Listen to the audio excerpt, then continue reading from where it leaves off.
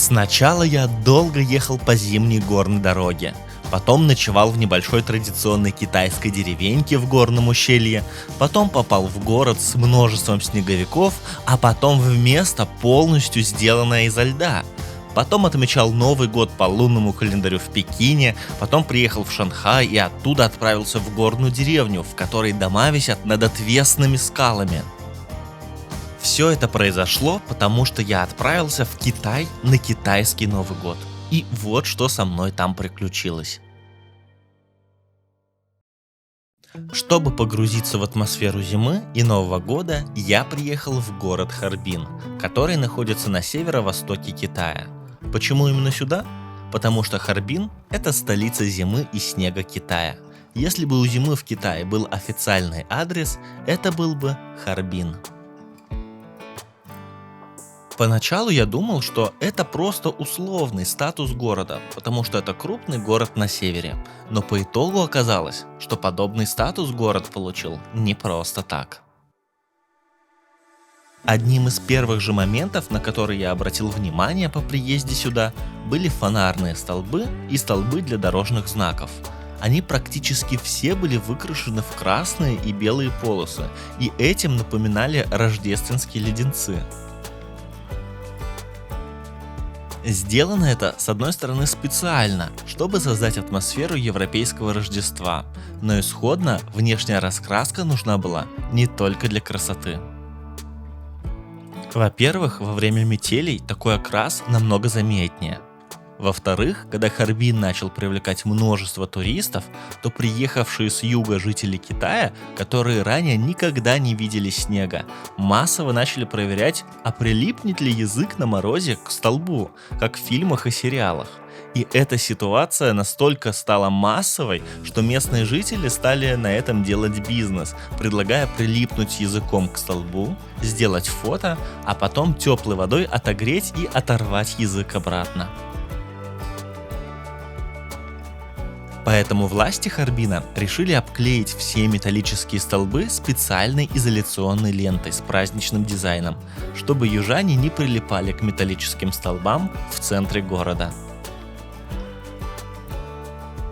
Еще одним ярким моментом стали вездесущие снеговики. Да, они тут стояли буквально на каждом шагу. И не просто самодельные снеговики, нет, они были одинаково аккуратно сделаны, и у каждого были различные красные элементы одежды. У кого-то красная шапка, у кого-то красный шарф, а у кого-то красные перчатки или что-нибудь еще такое.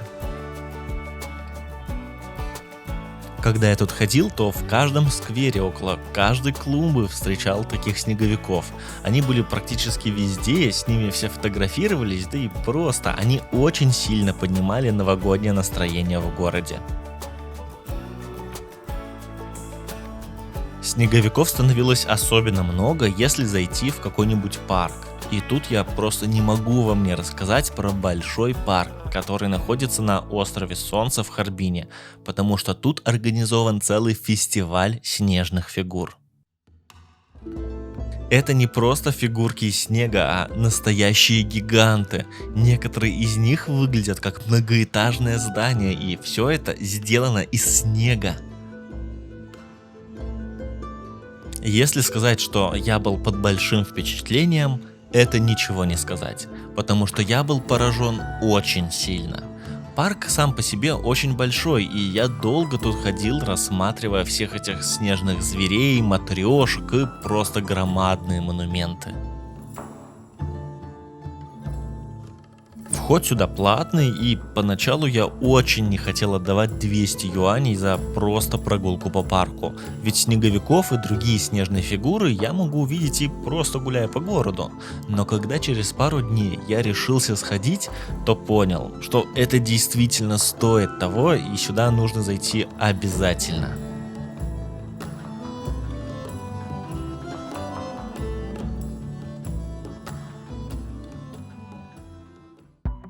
Так как парк находится на острове, то добраться сюда нужно либо перейдя через мост, либо на канатной дороге, которая соединяет центр города и остров Солнца, потому что Харбин разделен напополам рекой Сунгари. Канатная дорога — это отличный способ посмотреть на все с высоты. Да и просто прокатиться через реку в такой кабинке мне почему-то очень хотелось. Поездка туда и обратно стоит 100 местных денег, но даже за такую цену я бы обязательно сделал бы это еще раз, если буду когда-то еще раз в Харбине. Когда начинает темнеть и зажигаются огни города, поездка на канатной дороге — это что-то непередаваемое. Кстати, кабинки тоже украшены светящимися разноцветными огоньками. Так как река сейчас замерзшая, то на другой берег можно перейти и по льду. Да и в принципе, если посмотреть на лед возле набережной, то там вы увидите целый парк зимних развлечений. Когда река замерзает, то там организовывают большие катки для катания на коньках, лыжах, строят ледяные горки, цепляют санки к машинам и ездят по льду. Я даже заметил тут зимнюю аналогию нашего банана.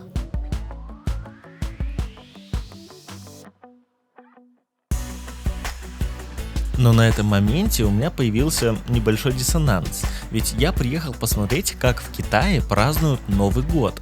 В моем представлении это зимний праздник и зимние развлечения. Снеговики, мороз — это именно то, что ожидаешь увидеть. Но в Китае это время называют праздником весны, а это все-таки две немного разные вещи. Да и Китай преимущественно находится на южных широтах, где даже снег не выпадает. Поэтому, чтобы полностью прочувствовать все аспекты китайского Нового года, я сначала приехал на север, в Харбин, а дальше буду спускаться все южнее и южнее, чтобы зимний Новый год плавно перешел в празднование весны.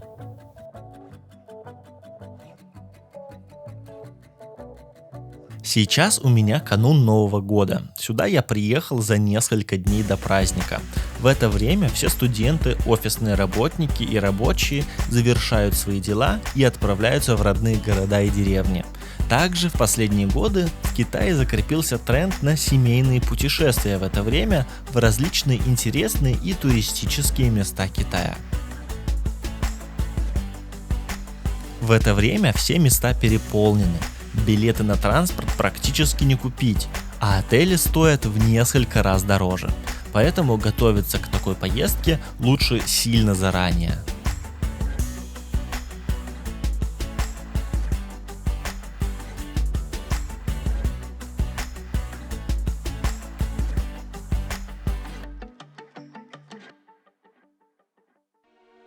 В Харбине, да и во всем Китае, грань между туристическим объектом и действующим храмом во время Нового года практически стирается. И когда я заходил в храмы, в которые нужно было покупать билет, то постоянно видел местных жителей, которые пришли сюда для совершения обряда.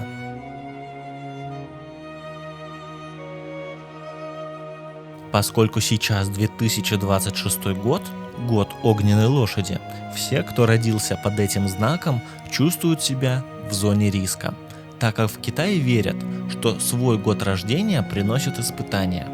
Такие люди идут в храм, чтобы попросить защиты у богов.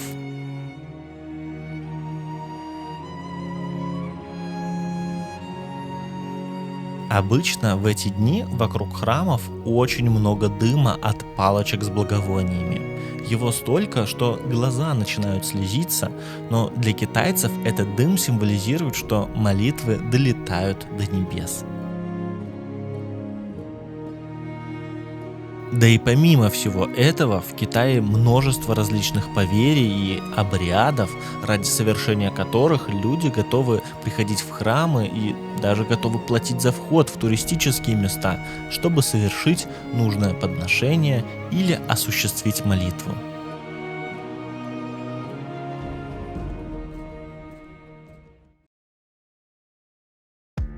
Харбин — это, пожалуй, самый некитайский по архитектуре город Китая. Его часто называют Восточной Москвой или Восточным Парижем, и для этого есть свои исторические причины. Если кратко, Харбин не вырос постепенно из маленькой деревни. Он был построен русскими инженерами практически с нуля в конце 19 века.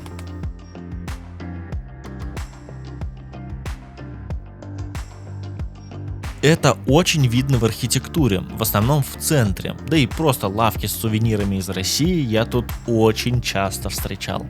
Сейчас Харбин популяризирует туристическое направление именно за счет своей непохожести на обычный Китай. Да и просто, когда я тут гулял, то очень часто видел таблички, которые были дублированы на русский язык. Особую атмосферу создают встречающиеся в городе русские православные храмы. Вот чего-чего, а такое здание явно не ожидаешь увидеть, когда поехал в Китай. Да даже если взять просто обычные жилые дома, то они очень часто мне напоминали по внешнему виду наши многоэтажки.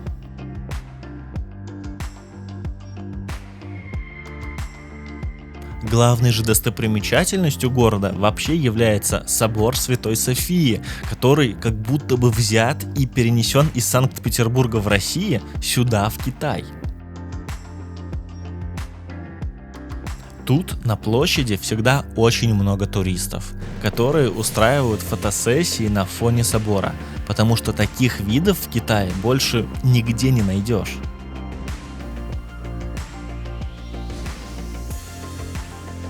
Но фотосессии тут не просто пришел и сфотографировался. Нет. Вокруг площади очень много агентств, которые предоставляют сразу комплекс услуг по созданию образа, прически, макияжа, а также аренде костюмов и реквизита. Поэтому тут очень много костюмированных фотосессий с профессиональными фотографами.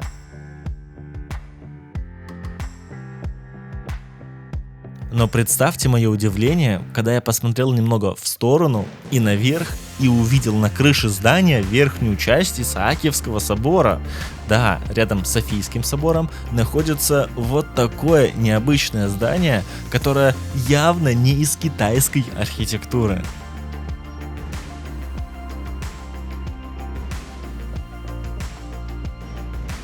Так что Харбин — это город контрастов. И действительно, пожалуй, самый не китайский город Китая.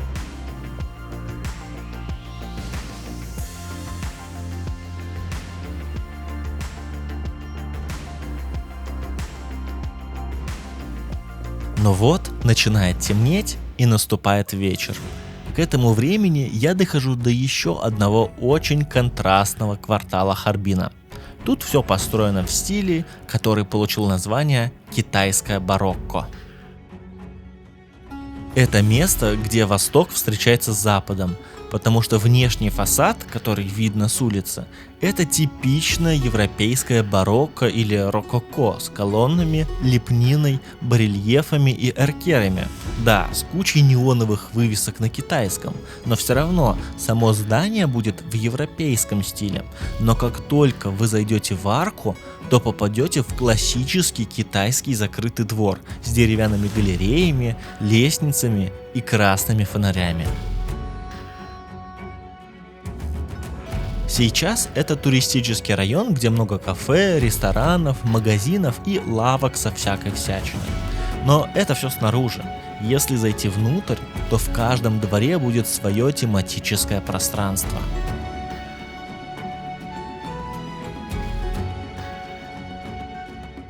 Где-то стоят ряды снеговиков, где-то дерево желаний, а где-то фотозона с искусственным снегом. Не то чтобы в Харбине нет снега, просто сейчас, в середине февраля, его уже значительно меньше, да и больших морозов уже нету, поэтому такие фотозоны с искусственным снегом – это вполне обычное дело. Вообще, город Харбин позиционирует себя как зимний город. Даже в метро на схеме со станциями остановки обозначены не просто кружочком, а снежинкой.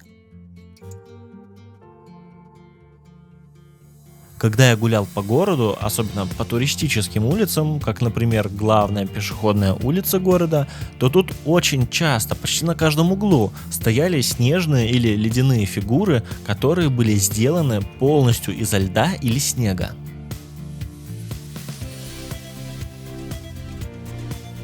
На набережной вообще часть ограды сделана изо льда, и когда прогуливаешься тут, то сначала идет обычная ограда, а потом точно такая же, но изо льда, а каждые 10 метров среди деревьев попадается большая снежная фигура из снега. Так что Харбин — это действительно столица зимы и снега в Китае.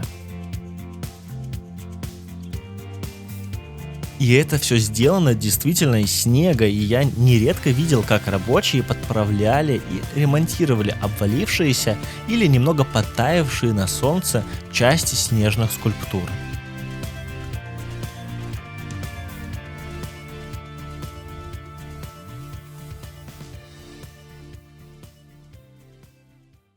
Но самое удивительное место, благодаря которому Харбин прославился на весь мир, это фестиваль льда и снега.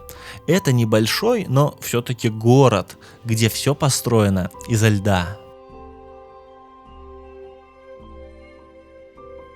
Здесь возведены ледяные копии мировых шедевров. Небоскребы, пагоды, замки в готическом стиле, некоторые из которых более 50 метров в высоту. Это действительно целый город, по которому можно бесконечно ходить и находить все новые и новые ледяные постройки. Причем практически везде можно зайти внутрь и походить по ледяным переходам, лестницам и террасам.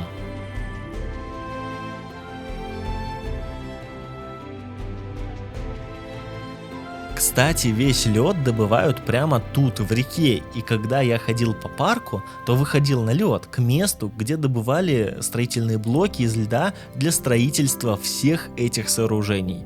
И там огорожены большие площади, откуда вырезали лед, а вокруг лежали блоки, которые по каким-то причинам не забрали на производство, точнее строительство вот этого города.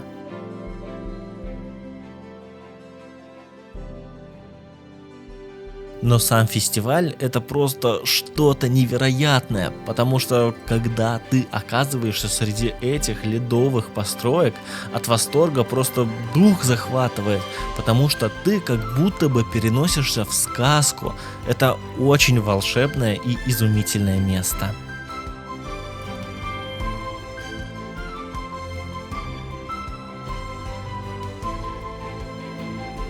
Одной из местных достопримечательностей является большая ледяная горка, с которой очень хочет скатиться каждый посетитель, из-за чего на нее очень большие очереди.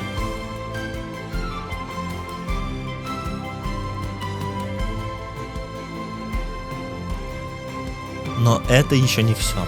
В каждый ледяной блок при строительстве встраивают светодиодные лампочки, поэтому когда стемнеет, каждый ледяной блок начинает светиться, и вот теперь это действительно превращается в настоящую сказку.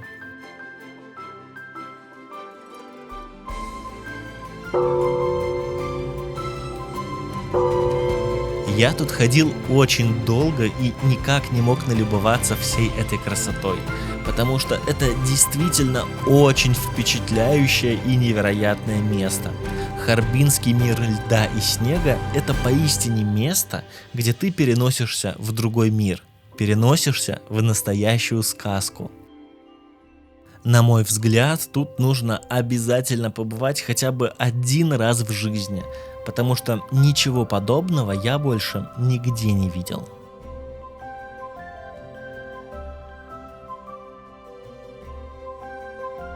Помимо ледяных построек, которые составляют основу всех сооружений, тут еще есть небольшая снежная деревня, где все дома построены из снега и, конечно же, украшены красными китайскими фонариками.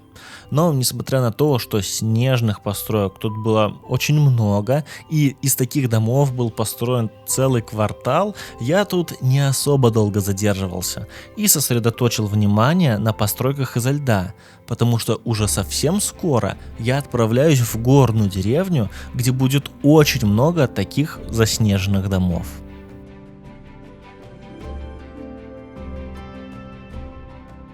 А сегодня я до самого позднего вечера гуляю среди переливающихся всеми цветами ледяными шедеврами.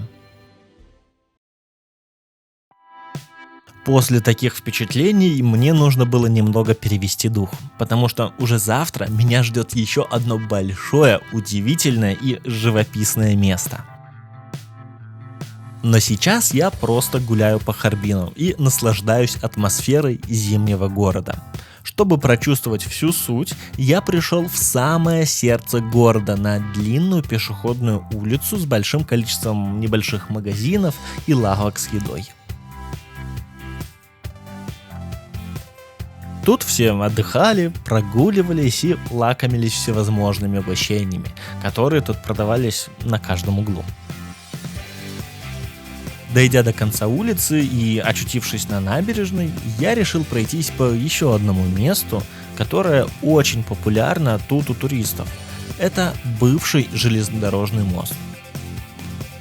Тут всегда очень много людей, и главное, все активно фотографируются здесь. Да, конечно, мост красивый, но вот почему тут всегда так много народу, я не могу понять. Кстати, тут раньше ходили поезда, и если посмотреть вниз, то можно увидеть железнодорожные пути, которые тут остались с прошлых времен.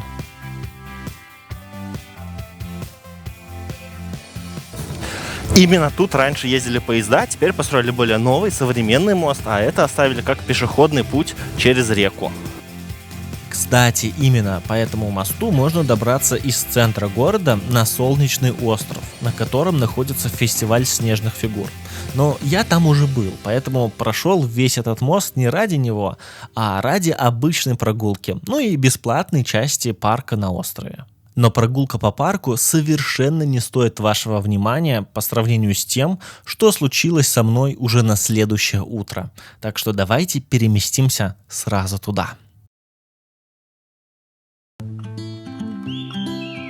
На следующее утро я отправляюсь на вокзал, на котором должен сесть на поезд, на котором поеду к югу от Харбина, в горную деревню, которая очень сильно привлекла мое внимание. Путь мне предстоит не близкий, поэтому я сажусь не на обычный, а на скоростной поезд. Лучи утреннего солнца мягко освещают платформу, а я тем временем занимаю свое место в вагоне, и поезд отправляется.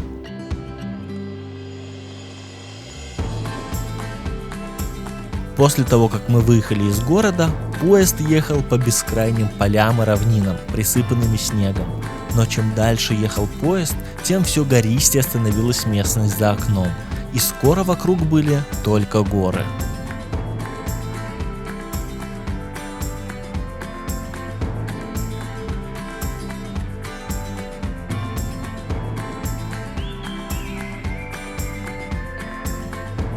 На пути стали часто попадаться туннели, и поезд частенько погружался во тьму с небольшими перерывами на просветы, когда между горами попадались долины.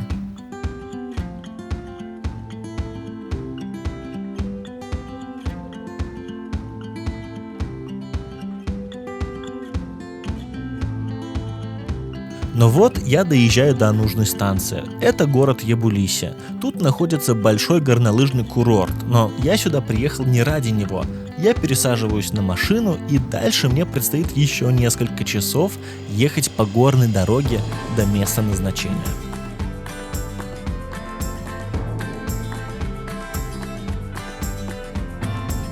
Дорога тут очень живописная, и мне хотелось останавливаться чуть ли не на каждой вершине, чтобы полюбоваться всей этой красотой.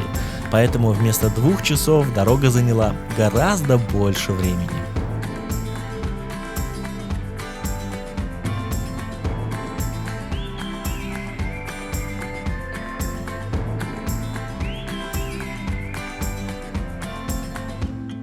Как я уже говорил, дорога заняла куда больше времени, чем планировалось, из-за частых остановок на смотровых площадках. И только к самому вечеру я доезжаю до снежной деревни на границе провинций Хэйлунцзян и Цзилинь, которая находится в долине между гор.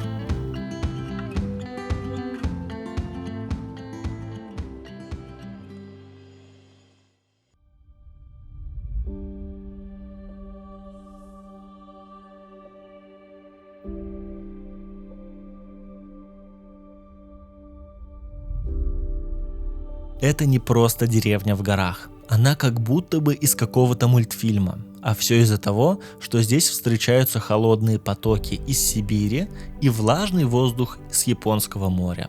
В этой долине выпадает невероятное количество снега, до 2 метров в глубину. Снег здесь очень липкий и плотный.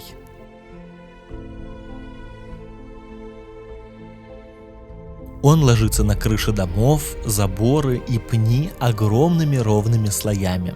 Под воздействием ветра и перепада температур края снежных шапок закругляются, образуя зимние снежные грибы и снежные торты.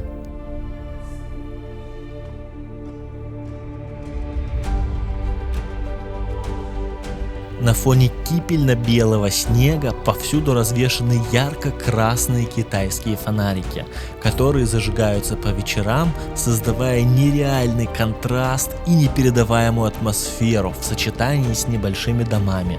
Это традиционные северные постройки с невысокими крышами, обнесенные плетеным заборами.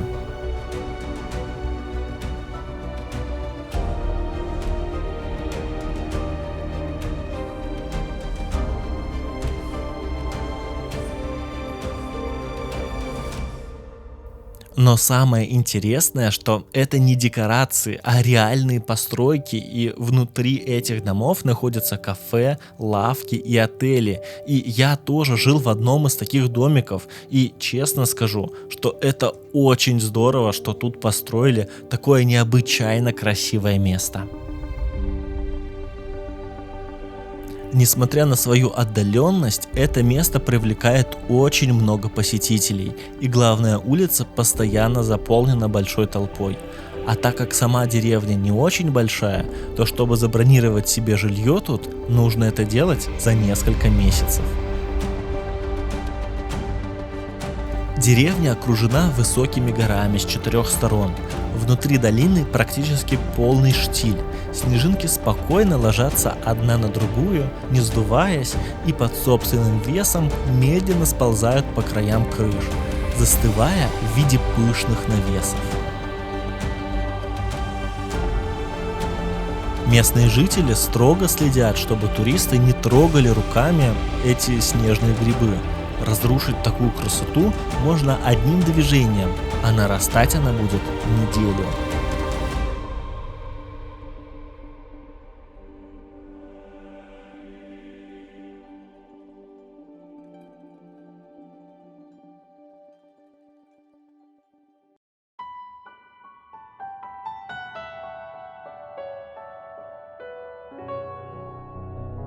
На утро, когда я проснулся в одном из таких домов, я продолжил восхищаться всей этой красотой.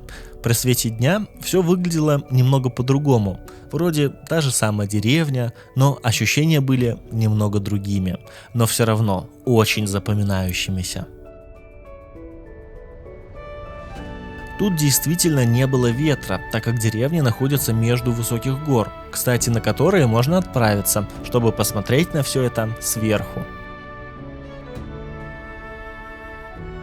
Чтобы долго не карабкаться по заснеженным горам, всех желающих довозят наверх на вот таких вот мощных машинах.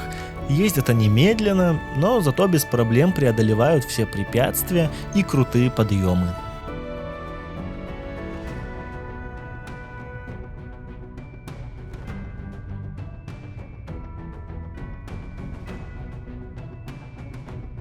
Гуляя тут, я подумал, а почему в России не могут сделать такое же место? Я бы с удовольствием посетил такую же зимнюю деревню, но в древнерусском стиле. Хотя стоп, в России есть такое место, оно находится в Иркутске, и я про него рассказывал в своем видео про путешествие на Байкал, можете потом посмотреть. А сейчас я продолжаю дальше путешествие по Китаю. Новый год уже совсем на подходе, и отмечать его я поехал в Пекин. Сейчас настает время, которое можно назвать затишьем перед бурей. Если за неделю до праздника страна бурлила, то за 1-2 дня до Нового года она буквально замирает. Для Китая, который работает круглосуточно, это единственный период в году, когда жизнь встает на паузу. Для китайца не существует причины, по которой он бы мог остаться на работе в канун Нового года. Владельцы лавок, аптек и маленьких магазинов – это часто приезжие из других провинций. Они закрывают бизнес и уезжают к родителям. Местные жители тоже выбирают провести время с семьей, прогуляться по паркам, а потом сесть за семейный ужин. В отличие от больших сетевых супермаркетов, которые могут работать по сокращенному графику, малый бизнес, а именно аптеки, парикмахерские, семейные кафе, закрываются полностью, и город как будто бы вымирает. До этого я был в Пекине несколько раз, и по сравнению с прошлыми поездками, сейчас город был действительно как будто бы вымерший.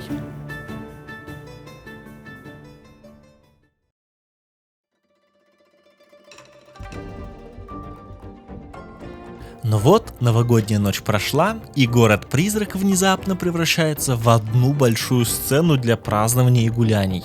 В парках открываются многочисленные ярмарки, которые до отказа забиты гуляющими гражданами.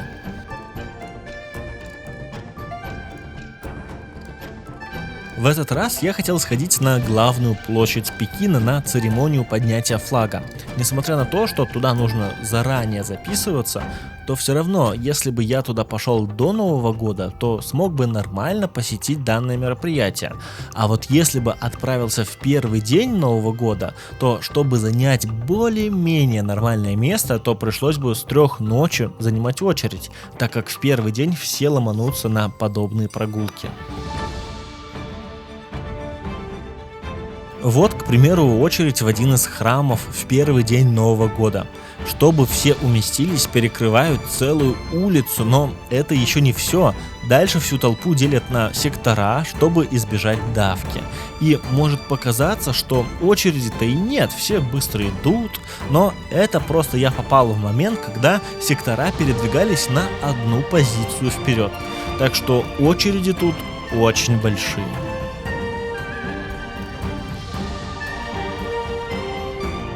В Пекине в это время уже чувствуется, что начинается весна.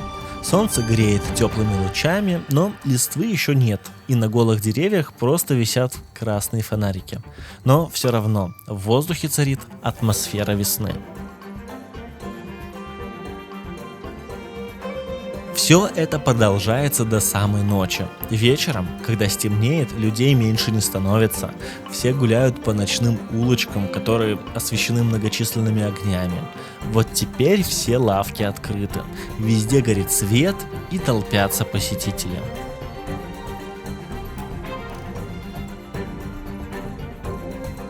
Повсюду очень много различных ларьков с закусками и угощениями, так что празднование идет полным ходом.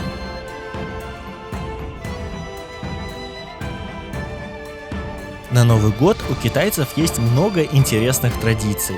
Например, на первый день года не принято есть кашу на завтрак.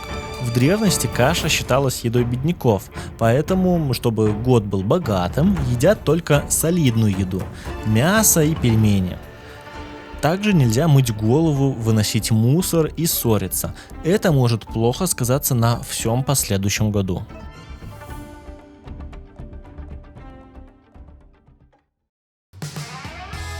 После первых дней в Пекине я отправляюсь в Шанхай, так как тут все должно быть украшено и быть массовые гуляния. Но в первую очередь я сюда пришел, потому что у меня осталось тут одно незаконченное дело. 3 года назад у меня выходило видео про поездку в Китай, в которой я не успел посетить смотровую площадку на самой знаменитой башне Шанхая. А я очень люблю бывать на таких высоких местах. И в Шанхае я уже посмотрел все, что мне было интересно. Но вот это место у меня так и не получилось посетить. И все эти 3 года у меня в Шанхае так и оставалось одно незавершенное дело. Так что я выполнил свою давнюю мечту и поднялся на смотровую площадку Восточной Жемчужины.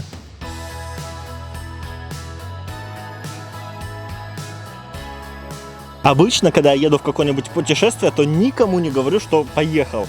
И об этом знает буквально 2, максимум 3 человека. И даже большинство родственников об этом узнает только когда я начинаю выкладывать фотографии. Однако я решил это поменять, и теперь мои путешествия превратились во что-то подобное. Алло, Паш, привет. Слушай, ты же из Китая возвращаешься сейчас. Привези, пожалуйста, бустер для запуска автомобиля. Как-то очень актуально стало у нас. Алло, Паш, привет. Я тут увидела, что ты в Китае. Дело в том, что у меня сломалась швабра, и я увидела, что можно купить там такую, о которой я долго мечтала, но при этом она там стоит сильно дешевле. Можешь мне, пожалуйста, такую привезти? Времени суток, Паша. Я тут увидел, что ты собрался в Китай. Просто ради любопытства скажи нам, почем у них топливо. Интересно сравнить. Привет, я увидела, что у тебя рейсы по Китаю. Можешь, пожалуйста, привезти мне красивый билетик в мою коллекцию? Привет, Паша. Я услышал, что ты приехал в Китай. Когда вернешься, то привези мне очень-очень-очень много лего. Здравствуй, Павлуш. Я увидела, что ты путешествуешь по Китаю. Жду от тебя новых впечатлений. И такая дребедень целый день, а все из-за приложения P-Journey. Для тех, кто не знал, у меня есть специальное приложение для путешествий. Я в него добавляю все свои перелеты, могу смотреть, где, когда и как я летал, добавлять карточки лояльности для авиакомпаний, смотреть статистику по рейсу. В общем, все, что связано с авиаперелетами, это про него. Но недавно я добавил туда функцию для друзей, и теперь вы можете отправлять друг другу запросы в друзья, соревноваться в турнирной таблице, кто из вас больше путешественник, а также подписываться на обновления друг друга. Но это не как в других социальных сетях, фотографии или текстовые посты, это ваши обновления из путешествий, которые появляются, когда вы куда-то путешествуете и добавляете это в приложение P-Journey. Ну и теперь все друзья, которые добавили меня там в друзья, видят мои обновления, а те, кому я разрешил, даже мои предстоящие рейсы. Так что теперь, наверное, все в курсе, где, когда и как я путешествую. Но оказывается, что даже я до конца не представляю, где я буду, например, сегодня вечером. Потому что вот я сейчас в Шанхае, и у меня по плану здесь несколько дней. Но когда я сюда приехал, то понял, что, возможно, это была не самая лучшая идея. Ну, во-первых, начать с того, что я здесь уже был, и у меня есть отдельное видео, где я посмотрел самые красивые места Шанхая, посетил все самые известные и не очень достопримечательности, съездил даже в пригороды, в интересные места, и по большому счету я здесь уже все посмотрел и везде был, и еще раз это было бы очень скучно смотреть, а к тому же здесь, что касается Нового года, я хотел посмотреть именно китайский Новый год, то здесь, да, все украшено, но места те же самые, просто немножечко в новогоднем стиле. И смотреть одно и то же, как по мне, достаточно скучно. Плюс еще с отелем мне не очень повезло, потому что на картинках было все более-менее нормально, а когда я приехал, там все такое старое, не очень уютное, плюс еще дует из окна, а я когда из гор возвращался из снежной деревни, немножко простудился и до сих пор немножечко даже нос заложен, и спать под таким окном я подумал, что нет, это я, значит, еще раз заболею. Следовательно, планы нужно менять, и вот я прямо сейчас забронировал себе новый билет. У меня осталось 2 часа, чтобы доехать из центра до вокзала и сесть на поезд, чтобы уехать в новое место, а вот куда, смотрите дальше. Что касается Шанхая, то тут действительно с моего прошлого раза места не сильно поменялись. И единственное, что изменилось, это разве что большое количество гирлянд и красных фонариков. Конечно же, я отправился на набережную, чтобы посмотреть, как вечером включается подсветка зданий. Да и просто, это же самый центр, и тут должно быть очень празднично.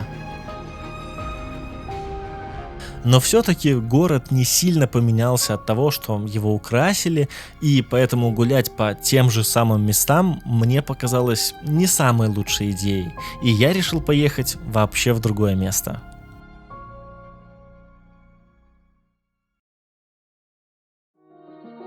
И вот я уже на вокзале в Шанхае. Тут мне нужно сесть на скоростной поезд, который увезет меня вглубь страны. Я выезжаю из города. День выдался пасмурным, но меня это все равно не остановило, и я все дальше и дальше уезжаю от Шанхая, навстречу новым приключениям. Мимо меня проносятся реки, поля, автомобильные развязки, а вдали виднеются силуэты других городов, которые я проезжаю на большой скорости мимо. Через некоторое время стали появляться горы. Это было очень похоже на мою поездку в снежную деревню, но только теперь не было снега, а температура днем была около 10 градусов.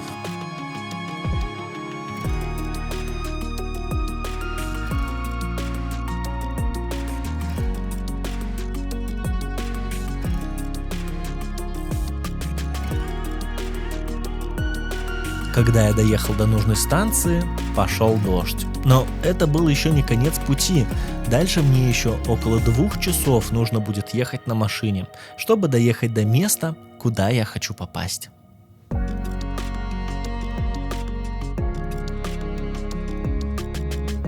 Дождь продолжает идти, а я выезжаю из города и направляюсь навстречу новым приключениям по горной дороге, которая при такой погоде была особенно красива.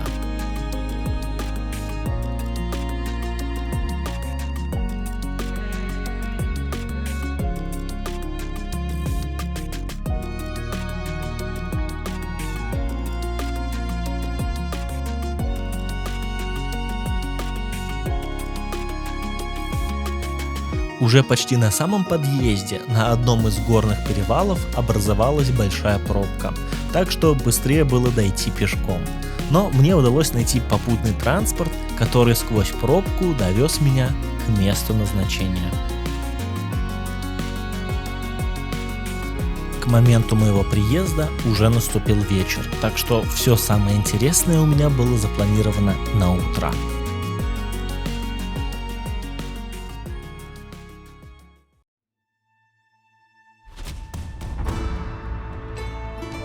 Это горная деревня в долине Ваньсянь, в провинции Цзянси. Если прошлая деревня в зимних горах – это зимняя сказка, то Ваньсянь – это ожившая фэнтези. Главная особенность этого места – традиционные дома, построенные прямо на отвесных скалах над пропастью. Они словно прилеплены к камню на высоте в несколько десятков метров. Между домами и по гребню скалы проложены панорамные тропы.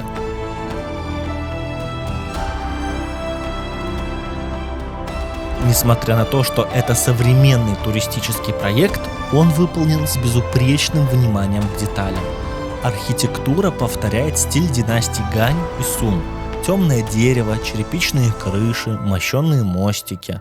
А внизу долины протекает кристально чистая река с каскадами водопадов и глубокими бирюзовыми заводями.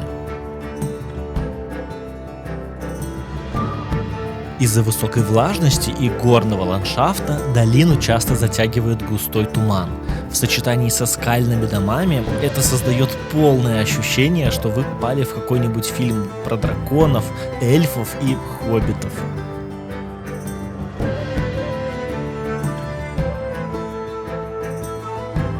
Внизу, под висящими на скалах хижинами, в долине располагается основной город, в котором находятся кафе, лавки и места, где можно остановиться на ночь. Так же, как и в Снежной долине, это все были не декорации, это было настоящее, и в этих домах находились действующие заведения.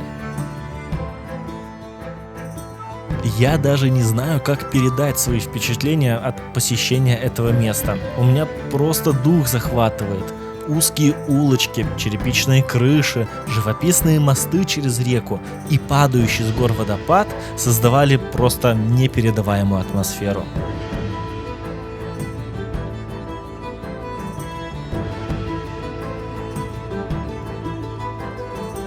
Если честно, то когда я сюда ехал, то немножечко переживал, потому что это далеко не северный регион, и здесь нету снега и новогоднего настроения, как было в Харбине. И вообще это место было запланировано на путешествие летом у меня. И к тому же Новый год уже закончился в Китае несколько дней назад, и я переживал, что это будет красивое место, но немножечко не то, не будет вот какой-то здесь атмосферы. Но как же я ошибался, потому что здесь просто неимоверно. И увидеть такое я, честно говоря, не ожидал. Потому что от этого просто дух захватывает. И я очень рад, что вместо Шанхая выбрал поездку сюда.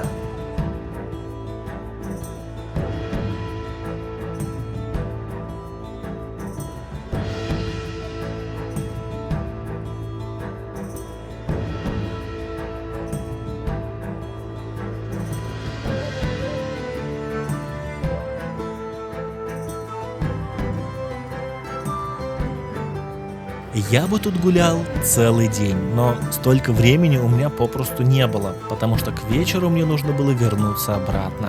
И вот, вдоволь нагулявшись, я отправляюсь в обратный путь. И вот снова горная живописная дорога, по которой меня везут до железнодорожной станции. Но настроение у меня уже совершенно другое. Этот день мне дал столько эмоций и положительных впечатлений, что я был очень счастлив. А то, что день был очень теплый и солнечный, создавало ощущение, что сейчас Новый год окончательно превратился в праздник весны.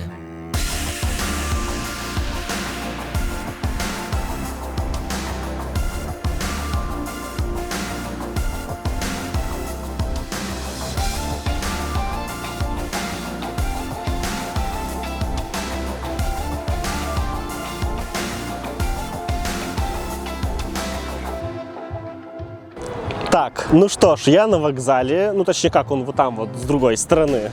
Но если я сюда ехал где-то 2 с небольшим часа, потому что на скоростном поезде поехал, то обратно мне предстоит ехать где-то 6, потому что билеты на скоростные поезда были уже распроданы. И мне пришлось покупать на обычный поезд, и там у меня было 2 варианта. Первый — это поехать на 6-местном плацкарте, там где полки идут в 3 ряда. Или чуть-чуть доплатить и поехать уже в обычном купе, там где 2 ряда, как обычно. Но как бы окей, на обычном так на обычном. Но приезжаю в Шанхай я где-то около 23, и это на окраине города. После этого мне нужно, наверное, на такси, потому что метро уже в это время не работает, доехать до центра, в свой исходный, который мне не понравился отель, забрать оттуда вещи, потому что основные вещи остались там, и после этого поехать к 3 ночи вообще в 3-ю часть города, потому что нужно успеть в аэропорт, чтобы улететь обратно домой. Да, выглядит, конечно, очень неудобно и не продуманно, но это мой второй план. Исходный план, когда я только все бронировал и покупал, был немножечко другой. Я должен был оставаться в Шанхае, и там по времени все складывалось удачно и идеально. Так что вот такие вот у меня приключения. А вы бы согласились на такую авантюру?